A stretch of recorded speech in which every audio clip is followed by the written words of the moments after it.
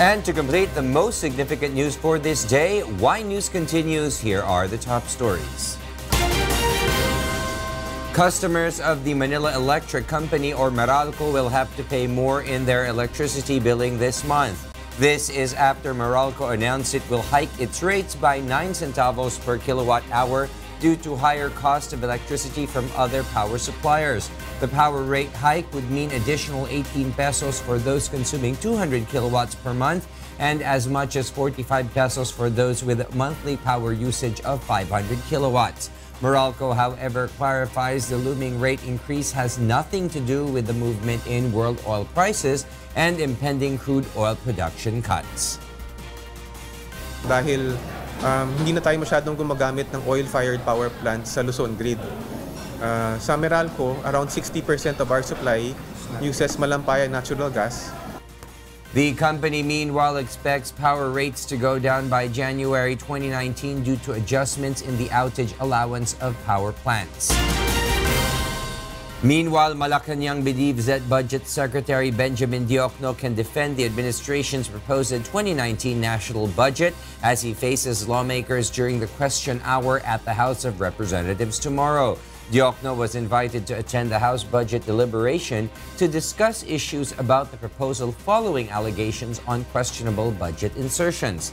House Minority Leader Danilo Suarez has confirmed that the question hour will push through on Tuesday and that they rejected Diokno's request to postpone the hearing.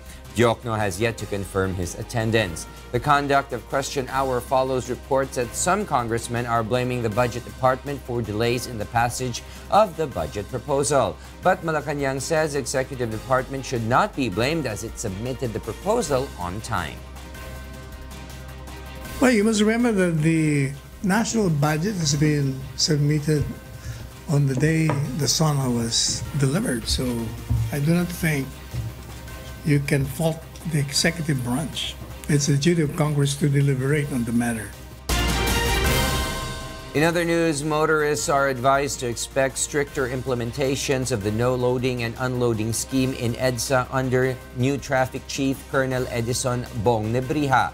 Nebriha, whose formal takeover of EDSA traffic management takes effect today, says he will concentrate more on instilling discipline among abusive and unyielding public utility vehicle drivers who irresponsibly load and unload passengers in unauthorized locations along EDSA. Nebriha also plans to put more signages that would remind motorists of the corresponding penalties for every traffic offense. He emphasizes that he will not tolerate any extortion activity for a certain traffic violation. Bala kong lagyan ng tarpaulin. Ang sumakay at bumaba dito pangit. No, but that's something na to tell them na pangit na pag-uugali ang ginagawa mo dahil alam mo na bawal, ginagawa mo pa rin. And yet you do not care about other people na matatraffic dahil sa ginagawa mo. President Rodrigo Duterte will skip the turnover ceremony of the historic Balangiga bells that are set to arrive in the country from the United States tomorrow. According to Defense Secretary Delfin Lorenzana, the president will instead attend the turnover rites of the historic bells in Balangiga, Eastern Samar on Saturday, December 15. The handover ceremony will be held at the Villamor Air Base in Pasay City and is expected to be witnessed by several Filipino and American officials. I will go around with the ambassador, Song Kim. Yun namin yung bell, di ba? Then I will sign a document says that I'm accepting the bells from them. Iko sa kanya, then there will be 3 speeches. One from Secretary Matis to be read by one of his representatives, then Ambassador Song Kim, then me. The bells are finally returning home after the American troops seized it as a trophy from Balangiga town in Eastern Samar during a war in 1901. Lorenzana says this event will mark a significant moment in the history of the Philippines and United States relations. That will be a closure. Kasi the first request or the first longing for us to bring back the bell was made by the the leader of those who attacked the Americans by the name of Eugenio Daza.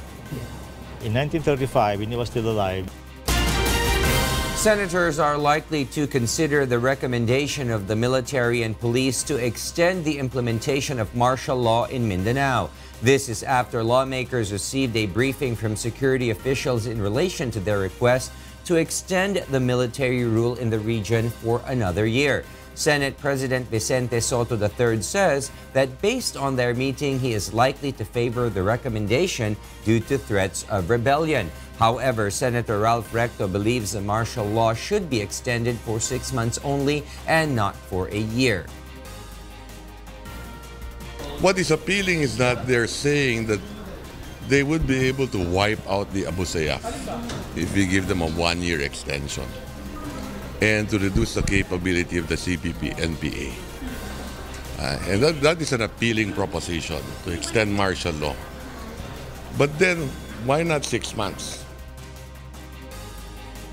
Mindanao has been placed under military rule since May 2017 after the local Maute terror group attacked Marawi City. The Congress is likely to convene in a joint session on Wednesday to discuss the said proposal. The government is set to create a national task force to end the local communist armed conflict.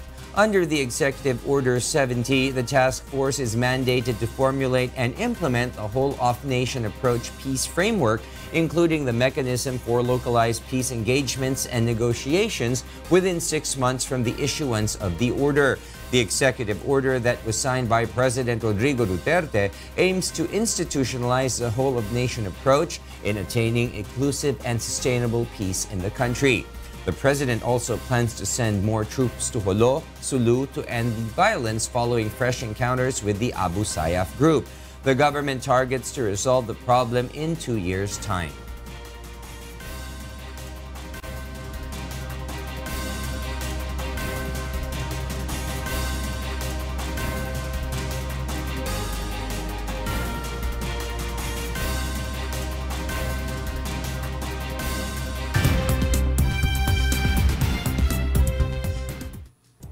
And for the news abroad, here's Pauline Ompico live from Tokyo, Japan. Pauline, good evening. Good evening, William. A helicopter has crashed in eastern Sudan, killing a state governor and at least 4 other officials. The helicopter exploded in flames after it hit a communications tower as it tried to land in the remote Al-Gadarif state. No official reason has yet been given for the crash. A number of people were taken to the hospital for treatment. Among the dead are Al-Gadarif Governor Mirgani Saleh, his cabinet chief, the local police chief, and the agriculture minister. New Zealand Prime Minister Jacinda Ardern fought back tears on Monday in Wellington as she apologized on behalf of New Zealand to the family of Grace Millane for their daughter's murder. Ardern said that the New Zealander she had spoken to felt an overwhelming sense of hurt and shame that this crime happened in New Zealand. A 26-year-old man charged with her murder made his first appearance in Auckland District Court earlier in the day. Grace Millane, who was traveling the world after finishing university, went missing on December 1 in Auckland.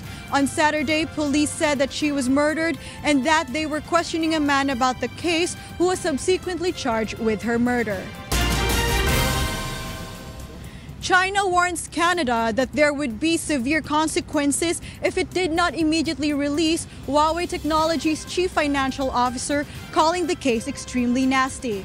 Meng Wanzhou, Huawei's global chief financial officer, was arrested in Canada on December 1 and faces extradition to the United States, which alleges that she covered up her company's links to a firm that tried to sell equipment to Iran despite sanctions.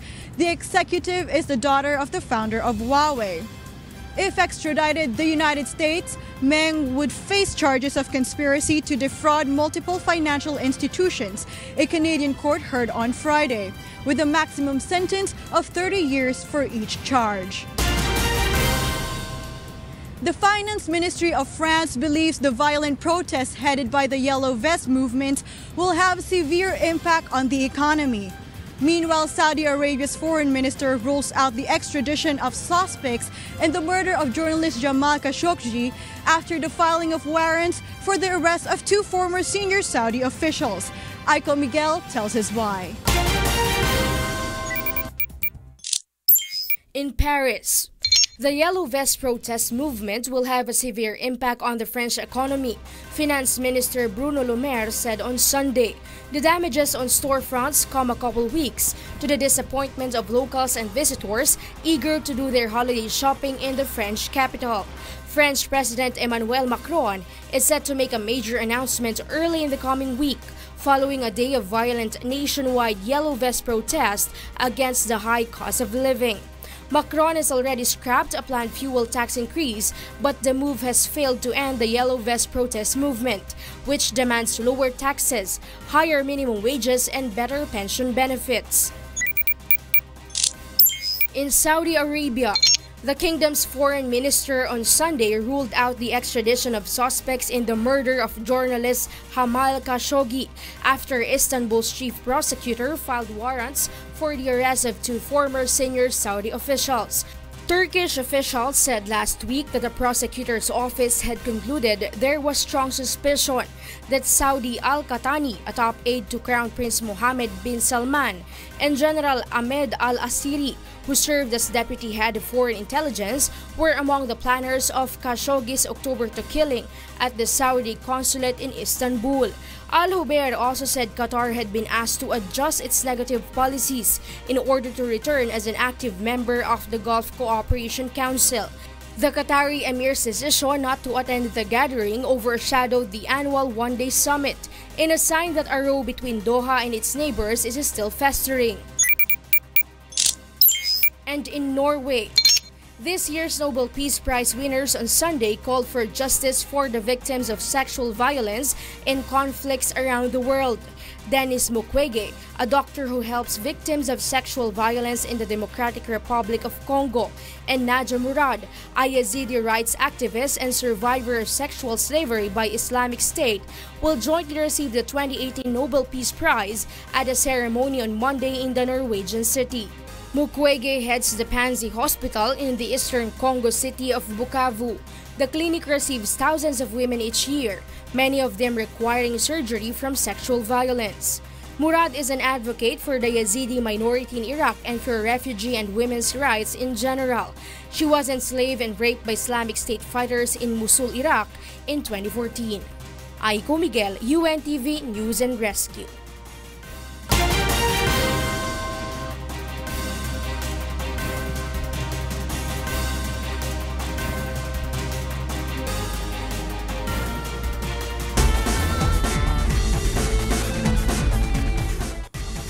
River Plate battled back from a goal down to beat Argentine rivals Boca Juniors 3-1. Juan Quintero's stunning extra-time strike helped River Plate come from a goal down to record a historic victory to win the Copa Libertadores. The game was moved 10,000 kilometers away from River's monumental stadium to Madrid as Boca's team bus had been ambushed before the originally scheduled game, leaving several Boca players injured. Despite the controversy, a total of 10,000 fans made the long journey over from Argentina for the said occasion.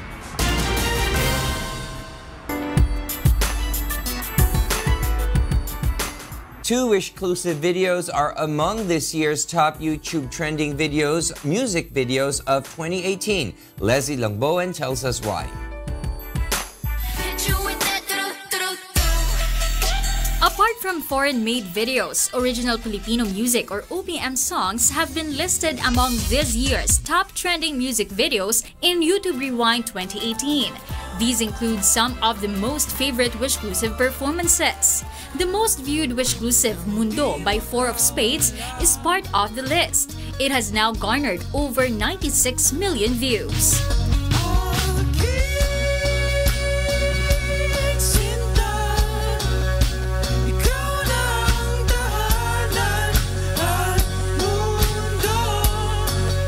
Also making it to the top 10 is Morissette's Wishclusive performance of Akin Ka Na Lang. Akin ka na lang, akin ka na lang.